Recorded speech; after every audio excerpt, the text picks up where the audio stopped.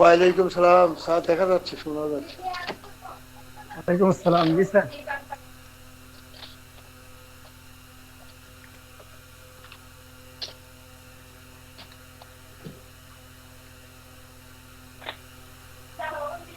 অধ্যায় 17, দুগ্ধ খামারে 24 ঘন্টার কাজের রুটিন প্লাস কিছু উন্নত ও আধুনিক প্রযুক্তি।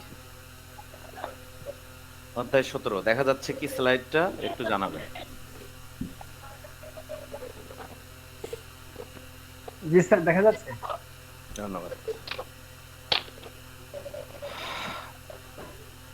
আমি মনে করি আহ, একজন খামারি হিসেবে ভেট ভেট হিসেবে পড়ে একজন খামারি হিসেবে মনে করি আমি যেমনটি করব শিডিউল সেটাই হবে আমার খামারের শিডিউল, আমি যেমনটি করতে চাই। এটার জন্য ইন্টারন্যাশনাল মানদণ্ড আমরা খুঁজি সব সময়। তো আসলে বিভিন্ন দেশের প্রেক্ষাপট বিভিন্ন রকম, বিভিন্ন মানুষের কৃষ্টি কালচার কাজের ধরন ভিন্ন রকম।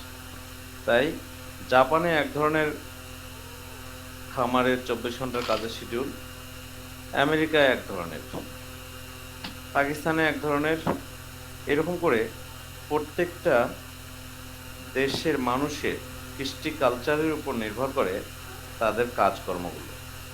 ঠিক আমরা যেমন আমাদের সন্তানদেরকে লালন পালন করি, সেক্ষেত্রে আমরা যেমন সকালে একটা বাসায় কেউ হয়তো 9টার সময় নাস্তা করছে, কেউ একদম ফজরে উঠে ফজরের নামাজ পড়ে 7টার মধ্যেই ভাত খেয়ে ফেলছে, আবার এই লোকটা দুপুর 1টার সময় খাচ্ছে, আবার আমরা কেউ লেট লাঞ্চ করছি, অনেকে রাত্রে খাচ্ছি না, কেউ আবার রাত্রে খাচ্ছে, কেউ দেখা যাচ্ছে সকালে খেয়েছে এবং রাত্রে খাচ্ছে, মাঝখানে কোনো খাবার খাচ্ছে না।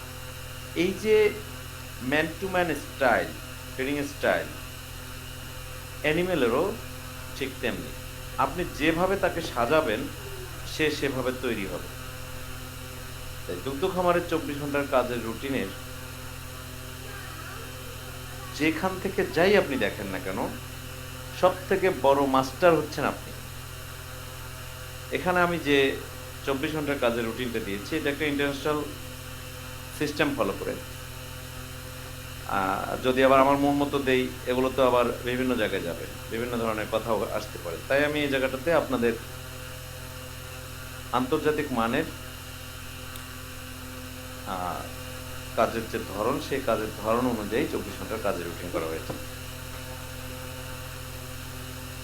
তো একটি দুগ্ধ খামারের 24 ঘন্টা কাজের রুটিনে সব থেকে গুরুত্বপূর্ণ যে কাজটা, সেটা হচ্ছে স্টার্টিং।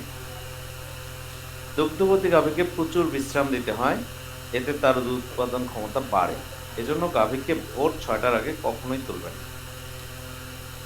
ভোর 6টার আগে আপনি আপনি উঠছেন ফজরে, চলে গেলেন সরাসরি খামারে। এখন আপনি যদি হ্যাবিট করে ফেলেন, ওকে, সমস্যা নেই, কিন্তু আমাদের কিছু সমস্যার কারণে আমরা এটা করতেও পারি না। দুধ বিক্রি করা, হ্যাঁ, তার একটা নির্দিষ্ট টাইম থাকে, খাবার আগে খাওয়াইলে দুধ পরে হলে একটু কাজের প্রবলেম হয়, যার কারণে আমরা মোটামুটি খাবারের সাথে একটা দুধের সম্পর্ক রাখি, দুধ দহনের। তো সকাল 6টা থেকে 6টা 15 আমরা যদি সকাল 6টার সময় খামারে ঢুকি, তাহলে গাভী এবং বকনার হিট পর্যবেক্ষণ, এটা হচ্ছে প্রধান কাজ। আপনি প্রত্যেকটা গাভীর পিছনে আপনি দাঁড়াবেন এবং এই লেজে খেয়াল করবেন যে এখানে কোনো মিউকাস লেগে আছে কিনা। সে ছটফট করুক বা না করুক, আপনি বকনারটাও দেখবেন, গাভীরটাও দেখবেন। এইটা প্রতিদিনের রুটিন, এটা করতে হবে।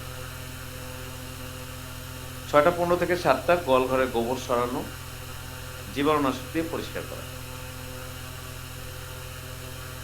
7টা থেকে 7টা 45-এ গোসল, ব্রাশিং, পোলান পটাশ পানি দিয়ে পরিষ্কার করা, পটাশিয়াম পারম্যাঙ্গানেট যে সলিউশন তৈরি করা হয় সেটা দিয়ে পরিষ্কার করা, পরিষ্কার খাবার পানি প্রদান। সবার আগে আমরা যদি 24 আওয়ার্স পানি দিয়ে রাখতে পারি অটো ড্রিঙ্কারে, এটা সব থেকে বেটার। তবে যারা এভাবে করছেন না, তাদের জন্য সবার আগে পানি দিতে হবে। 7:45 থেকে 8:15 পরিমিত দানাদার খাদ্য প্রদান। 8:15 থেকে 9টা পর্যন্ত গাভীর দুধ দহন ও টিট ডিপিং। টিট ডিপিং নিয়ে আমার ভিডিও আছে। একটি কাপের মধ্যে করে পভিসেপ নিয়ে সেটাতে জল মিশিয়ে আমরা এই কাপটা জাস্ট এইখানে আমরা ঢুকাই দেব, প্রত্যেকটা বাটকে চুবায় নেব আর কি। এটাই টিট ডিপিং। এরকম স্প্রে করেও আপনি করতে পারেন, যেটা আপনার সুবিধা।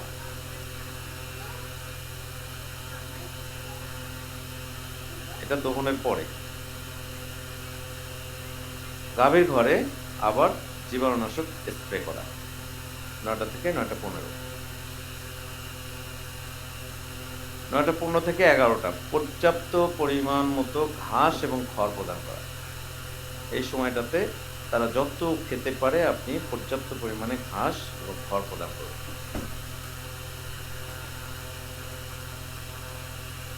তারপরে বিশ্রাম 11টা থেকে 3:20 পর্যন্ত।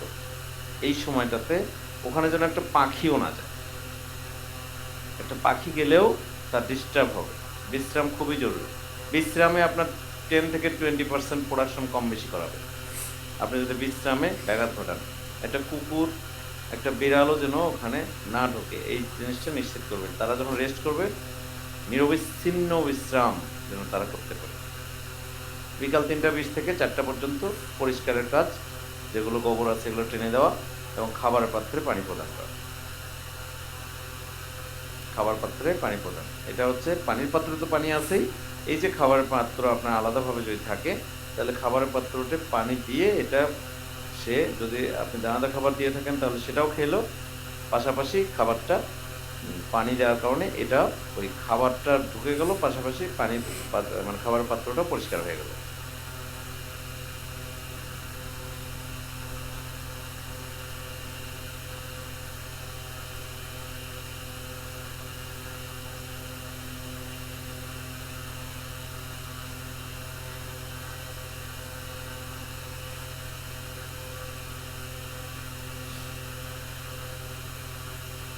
চারটা থেকে 4:30 আবার পরিমিত দানাদার খাদ্য প্রদান করবেন।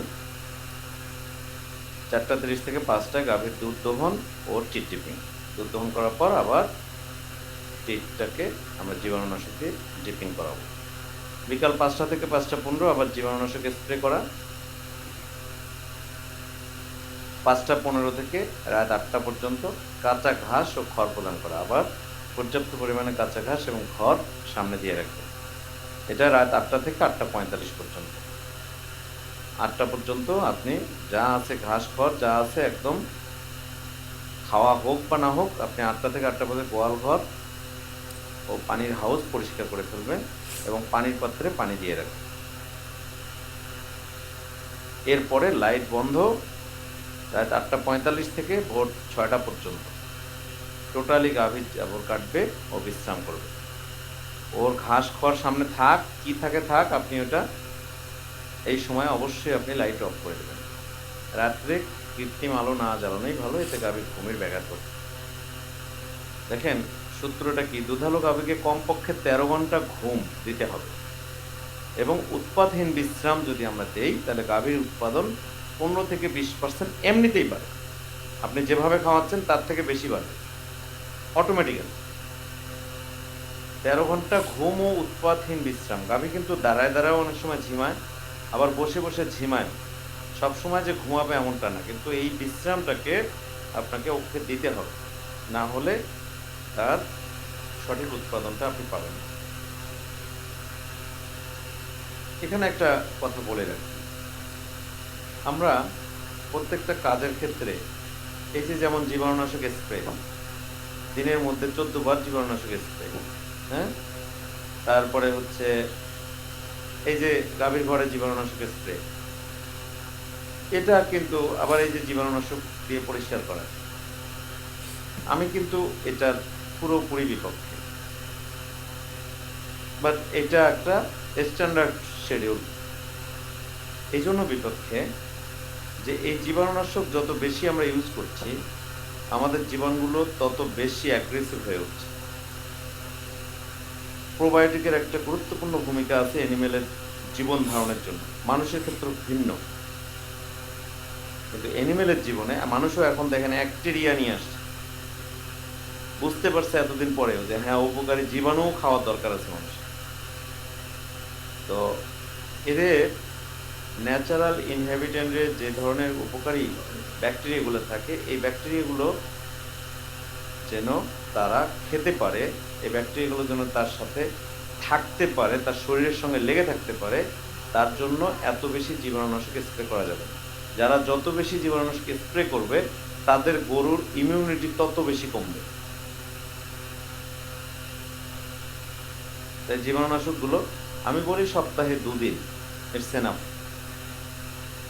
না দিলে আরো ভালো। পরিষ্কার রাখার চেষ্টা করবেন, এটাই যথেষ্ট। কিছু উন্নত ও আধুনিক প্রযুক্তি।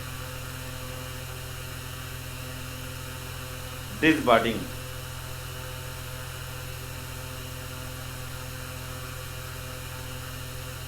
বাছুরের মাথায় শিং সংযুক্ত হওয়ার আগেই হর্নবার্ড মানে শিংয়ের যে কুড়ি, এইটা ডিসবার্ডার দ্বারা মাথা থেকে উঠিয়ে ফেলার পদ্ধতিকেই বলা হয় ডিসবার্ডিং। এইরকম মাথায় যে ছোট্ট একটা শিং থাকে, ওই শিংটাকে মেশিন দিয়ে উঠে ফেলা হয়, এটাকে বলা হয় ডিসবার্ডিং, যেন ভবিষ্যতে শিং না হয়।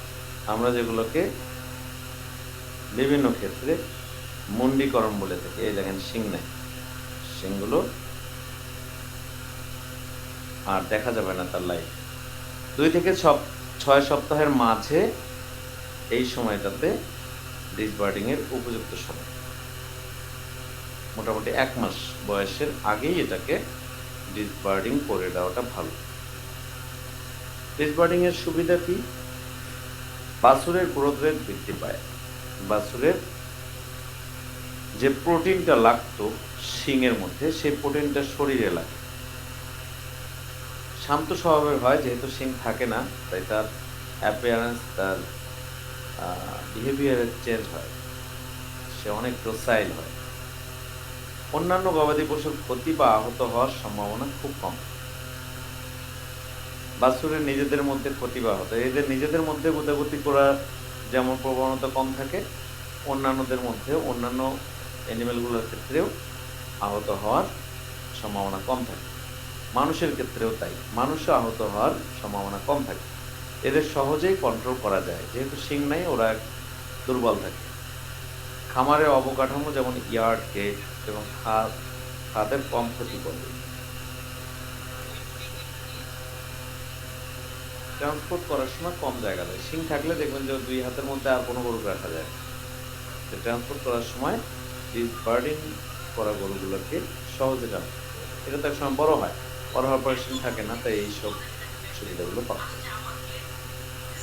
ডিহর্নিং বা মুন্ডিকরণ, এটা হয়তো অনেকেই আপনাদের এখন শব্দটা পরিচিত মনে হবে, যে মুন্ডি গরু।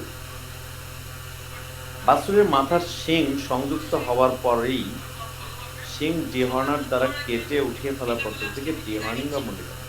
ওইটা হচ্ছে মুকুল ছিল। ডিসবার্ডিং মানে হচ্ছে মুকুলটাকেই একদম নিশ্চিহ্ন করে দেওয়া, যেন পরবর্তীতে আর ফল হতে না।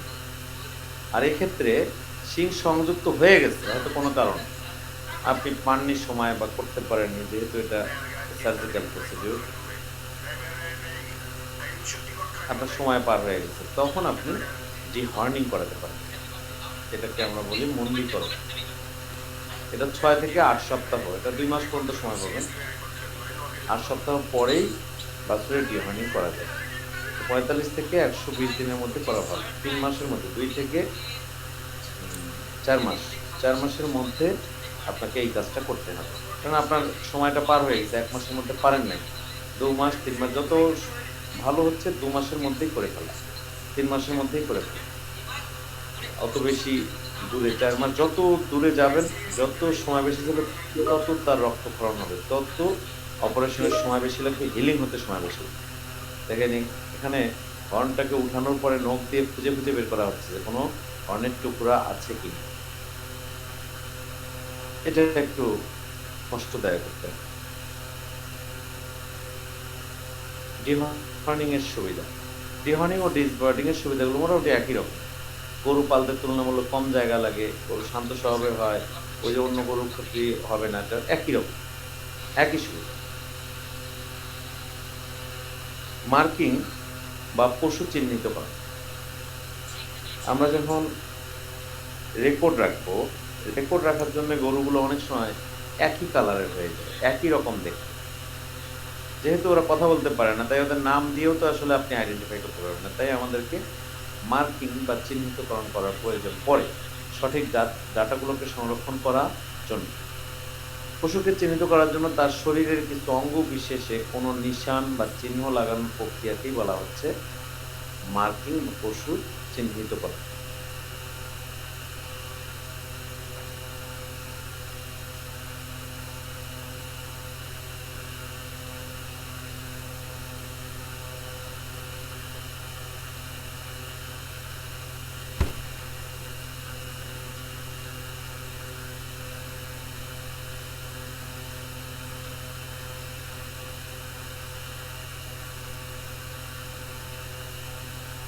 মার্কিং এর উদ্দেশ্য ও প্রয়োজনীয়তা কি? সহজেই গবাদি পশুর সমস্ত রেকর্ড বজায় রাখা যায়। অতীতের রেকর্ডের প্রাপ্যতা সহ প্রাণীদের চিকিৎসা করতে সহায়তা করে। আপনারা যদি একটা সিস্টেম ডেভেলপ করতে পারেন যে একটা গরুর জন্য একটা করে রেজিস্টার আলাদা করে ফেলছে, নাম দিয়েছেন, নাম্বার দিয়েছেন, রেজিস্টার আলাদা করে ফেলছে। গরুটা আপনি বিক্রি করবেন, বিক্রি করার সময় রেজিস্টারটাও খামারিকে দিয়ে দেবেন, অন্য যিনি কিনতে আসছেন তাকে দিয়ে দেবেন। এটা যদি আপনি চালু করতে পারেন, আপনার খামারের গরুর বিক্রিতে প্রতি গরুতে 50,000 টাকা পর্যন্ত বেশি আপনি নিতে পারবেন, শুধু এইটা চালু করলে।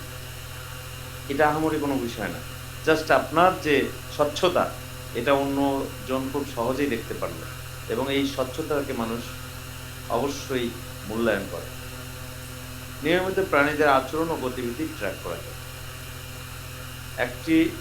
এটি প্রাণীদের নিয়ে স্টাডি বা গবেষণার জন্য ব্যবহৃত হয়। এখন এরকম খামার যদি অ্যাভেলেবল থাকে, তাহলে আমাদের দেশের যে গবেষণাগুলো হচ্ছে, এই গবেষণাগুলো কিন্তু করা সহজ হবে। কারণ এটাই হচ্ছে পপুলেশন, এটাই হচ্ছে স্যাম্পল। আপনার খামারে যে অ্যানিমেলগুলো আছে, এগুলোই স্যাম্পল, এগুলোই পপুলেশন। এই জায়গাটাতে আমাদের সঠিক গবেষণার জন্য এটা দরকার। মার্কিং এর বিভিন্ন পদ্ধতি আছে। এটা হচ্ছে কালারিং, ট্যাগিং, ব্র্যান্ডিং, নোচিং, ট্যাটুইং, রিংিং। অনেক আগে এই কাজগুলো করা হতো, কালার করা হতো। এটা বিশেষ করে শিপের ক্ষেত্রে বেশি ব্যবহার করা হয়, যে শরীরের বিভিন্ন কালার দিয়ে, যেহেতু ওরা একই রকম দেখতে, কালার দিয়ে তাদেরকে আলাদাভাবে মার্কিং করে দেওয়া হয়। বিশেষ করে মুখের মধ্যে বিভিন্ন জায়গায় বিভিন্ন রকম কালার দেওয়া হয়, বডির মধ্যেও বিভিন্ন রকম কালার দেওয়া হয়। কালার দিয়ে দিয়ে তাদেরকে কালারিং করে। এর ক্ষেত্রে একটা জটিলতা হলো যে প্রত্যেকটার জন্য আলাদা আলাদা কালারের সাইন আপনাকে রেজিস্টারে এন্ট্রি করতে হয়। দেখে দেখে ওই রেজিস্টার ছাড়া আপনি আইডেন্টিফাই করতে পারবেন না যে এটা কোন গরু বা কোন ভেড়া, কোন অ্যানিম্যাল। এটা কমে আসছে অনেকটা, এখন নেই বললেই চলে। ট্যাগিং, এটা কমনলি ব্যবহার করা হয়। কান ফুটা করে, কানের যেমন দুল পরি আমরা মানুষেরা, এদেরও এরকম কান ফুটো করে কানের মধ্যে ট্যাগ লাগাই দেওয়া, মেশিন দিয়ে নাম্বারিং করে দেওয়া থাকে। এই নাম্বার দেখে আমরা অ্যানিমেলগুলোকে চিনতে পারি। ব্র্যান্ডিং, হট আয়রন, এটা আগুনে, এই যে ডাব্লিউ লেখাটা দেখছেন, এর একটা সিল, এই সিলটা আগুনে পোড়ানো হয় খুব বেশি গরম করে। তারপরে এটা যখন একদম উত্তপ্ত হয়ে যায়, তখন এই দেহের মধ্যে চাপ দেওয়া হয়, সিল দিয়ে দেওয়া হয়। এই যেমন বিটি লেখাটা দেখছেন, এটাও কিন্তু আগের সিল দেওয়া, এইরকম করে পুড়িয়ে দেওয়া হয় আর কি। ওই অক্ষরটা এখানে উঠে থাকে। ইন্ডিয়ান গরুগুলোতে খুব বেশি এটা দেখা যায়, ব্র্যান্ডিং, হট আয়রন। এটার সুবিধা হলো যে আপনার যেমন ট্যাগিং এর ক্ষেত্রে আপনার কানের ওটা ছিঁড়ে যেতে পারে। একবার যদি কোনো ক্রমে একই রকম দেখতে দুটো অ্যানিমেলের যদি কোনো ক্রমে এই ট্যাগ একবার উঠে যায়, আপনি কোনো ক্রমে এটাকে আর আইডেন্টিফাই করতে পারবেন না। এটার ক্ষেত্রে হচ্ছে যে যাই হোক না কেন, এর যদি এই দেহের এই অংশটুকু শুধু থাকে তাহলেই ওকে চিহ্নিত করা সহজ। নচিং, এখানে এয়ার নচিং করা হয়েছে। নচিং মানে কেটে দেওয়া, একটা সুড়ঙ্গ টাইপের একটা ছিদ্র তৈরি হয় কানের মধ্যে। এইটাকে বিভিন্ন রকম হয়, এখানে দেখা যাচ্ছে যে এটাতে একটা দেওয়া হয়েছে, এরপরে আরো দুইটা, কোনো কোনো ক্ষেত্রে এইখানে দেওয়া হয়, এই কানে দেওয়া হয় না, এই কানেই হয়তো দুইটা একটার আছে, আবার দেখা যাচ্ছে যে এই কানে দুইটা, এই কানে একটা, এরকম করে করে এয়ার নচিং করা হয়। ট্যাটুইং, ট্যাটু মেইনলি লেজে করা হয়। এই আমরা যেমন ট্যাটু করি শরীরের মধ্যে বিভিন্ন ট্যাটু আঁকাই, এদের এই লেজের মধ্যেও এরকম ট্যাটু দেওয়া হয়। ট্যাটু যদি দেওয়া হয় তাহলে এটা আমাদের এখানে যে নাম্বারটা থাকে এই নাম্বার দিয়ে আমাদের আইডেন্টিফাই করা সহজ হয়। রিংই, এটা এখন সহজে ব্যবহার করা হয়। সেটা হচ্ছে এর দেখেন যে ট্যাগিংও আছে আবার রিংও আছে। রিং হলো গলায় একটা বেল্ট থাকে, এখানে নাম্বার থাকে। এটারও কিছু সাইড ইফেক্ট আছে, একবার যদি খুলে যায় একই রকম যদি হয় তাহলে আবার আইডেন্টিফাই করা খুব মুশকিল। ধন্যবাদ। এই ছিল আজকে আলোচনা বিষয়বস্তু।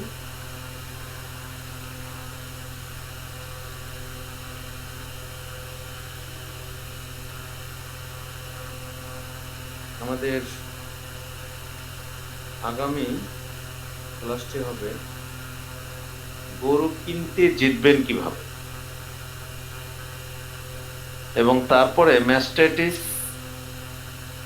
প্লাস প্রাথমিক ইনিশিয়েটিভ বা প্রাথমিক কিছু কাজকর্ম, সেটাই লাস্ট হবে। তো আমরা দেখতে দেখতে একবারে অনেকটাই শেষে চলে এসেছি আর কি। আমরা হয়তো আর দুদিন একসঙ্গে হতে পারবো। আমি 11টার সময় রওনা হব, যার জন্য ক্লাসটা নিতে পারলাম আর কি। আগামী বৃহস্পতিবারও হয়তো ঢাকা থেকে এসে ক্লাস অ্যাটেন্ড করতে হবে, নিয়ত আছে, দেখা যাক কি করে। কারো কোনো প্রশ্ন থাকলে প্রশ্ন করতে পারেন। আসসালামু আলাইকুম স্যার। ওয়ালাইকুম আসসালাম। স্যার জীবাণুনাশক যেটা বলি ব্যবহার করার জন্য হ্যাঁ, কোন ধরনের ব্যবহার করলে ভালো হবে? জীবাণুনাশক বাজারে অনেক জীবাণুনাশক, জিপসিএই, ফার্ম30, অনেক জীবাণুনাশক কিনতে পাওয়া যায়। যে কোনো একটা কোম্পানি ব্যবহার করলেই হবে। সব থেকে সহজ জীবাণুনাশক যেটা ডিসইনফেক্টেন্ট হচ্ছে আমাদের কাপড় কাচার সোডা অথবা ডিটারজেন্ট, সব থেকে সস্তা। Okay sir. আবির হাসান। আসসালামু আলাইকুম স্যার। ওয়ালাইকুম আসসালাম। স্যার আমার একটা প্রশ্ন ছিল। প্রশ্নটা হচ্ছে, আমি যদি এটা বাস্তবে কখনো দেখি নাই, তবে সম্ভবত সোশ্যাল মিডিয়াতে কোথাও একটু দেখছিলাম যে গরুর যখন গাভীর যখন বাচ্চা হয় তখন হচ্ছে কখনো কি এরকম হয় যে জরায়ু বাইরে চলে আসছে বা এরকম হওয়ার চান্স আছে কিনা, এটা কেন হ্যাঁ হয়? হ্যাঁ হ্যাঁ হ্যাঁ, হয় হয়। এটাকে বলা হচ্ছে প্রোলাপস অফ ইউটেরাস, বের হয়ে আসে অনেক স্যার এটা সময়। এটা কেন হয় এবং হচ্ছে এটার কারণ কি, কিভাবে বের করতে পারি? এটার কারণ অনেক। প্রথম যেটা কারণ হলো বংশ, এটা হচ্ছে জেনেটিক একটা ব্যাপার। দ্বিতীয় কারণ হচ্ছে ইলাস্টিসিটি কমে যাওয়া। তৃতীয় কারণ হলো ডিস্টোপিয়া, বাচ্চা যদি বার্থ ক্যানেল দিয়ে স্বাভাবিকভাবে বের হতে না পারে, বাচ্চা ডিফর্মিটিস আছে, বাচ্চা স্বাভাবিক নয়, অস্বাভাবিক বাচ্চা, ডিফর্মিটিস আছে, অত দেখা যাচ্ছে যে যে ক্যানেলটা আছে তার তুলনায় বাচ্চা অনেক বড়, সেক্ষেত্রেও হতে পারে। আর যে বার্থ ক্যানেলটা আছে এটাই হয়তো ডিফর্ম, সেটাও হতে পারে। আবার যে ইউটেরাসটা আছে, ইউটেরাসটাও সেইভাবে ডেভেলপ না, শক্তিশালী না, যে তার জায়গায় দৃঢ়ভাবে আহ, থাকতে পারে। যে জরায়ুর সঙ্গে যে ব্রড লিগামেন্টটা থাকে ভিতরে, সেই ব্রড লিগামেন্টটাও লুজ হয়ে যেতে পারে, এটাও ডিফর্ম থাকতে পারে। এটার কারণেও এই ঘটনা ঘটতে পারে। এছাড়াও কিছু কিছু হালকা কারণ আছে, যে হালকা কারণগুলোর মধ্যে হচ্ছে দীর্ঘদিন যদি কনস্টিপেশনে আক্রান্ত থাকে গরুগুলো, সেক্ষেত্রে এ ঘটনা ঘটতে পারে। তাছাড়াও কিছু রোগ আছে যে রোগগুলোর জন্য আহ, এই প্রোলাপস অফ ইউটেরাস হতে পারে। ট্রাইটাইকোমোনিয়াসিস নামে কিছু প্রোটোজোয়া আছে, যে প্রোটোজোয়াগুলোর ক্ষেত্রে এই ঘটনাটা ঘটতে পারে। তবে সেক্ষেত্রে আহ, এই ঘটনাগুলো খুবই কম। ইনফেকশন জনিত প্রোলাপস অফ ইউটেরাস খুবই কম। বাকি যে কারণগুলো বললাম এগুলোই হচ্ছে সব থেকে বেশি। এর মধ্যে নিউট্রিশনও একটা ফ্যাক্টর। নিউট্রিশন যদি প্রপারলি না পায়, তাহলে ইউটেরাসের যে গ্রোথ, ইউটেরাসের সারাউন্ডিং যে অর্গানগুলোর গ্রোথ, সারাউন্ডিং অর্গানগুলোর যে ফাংশন, সেগুলো সঠিকভাবে করে না, সেক্ষেত্রেও এই ঘটনা ঘটতে পারে। ডেলিভারির এক্ষেত্রে- সময় ওভার যদি হ্যান্ডিং এক্ষেত্রে- বেশি